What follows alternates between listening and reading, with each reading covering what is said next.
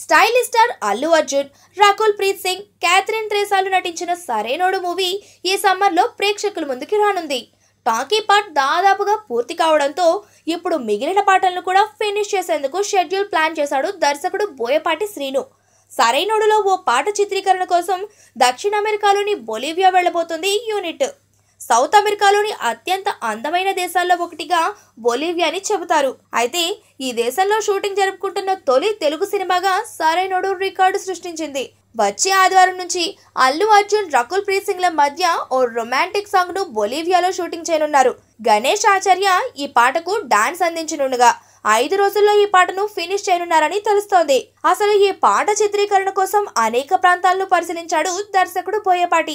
ఓ agency నుంచి Bolivia సంబంధించిన pictures, videos, details చూసిన తర్వాత తను తీయబోయే సాంగ్ కు ఇదే పర్ఫెక్ట్ లొకేషన్ అని డిసైడ్ అయ్యాడట ఈ డైరెక్టర్. సరైనోడిని ఏప్రిల్ 22న విడుదల చేయనున్నట్లు ఇప్పటికే నిర్మాతలు ప్రకటించగా, ఈ సినిమాలో ఆది పినిశెట్టి విలన్ గా యాక్ట్ చేయనున్నాడు. త్వరలో ఆడియో రిలీజ్ కి సంబంధించిన డీటెయిల్స్ ప్రకటించనున్నారు.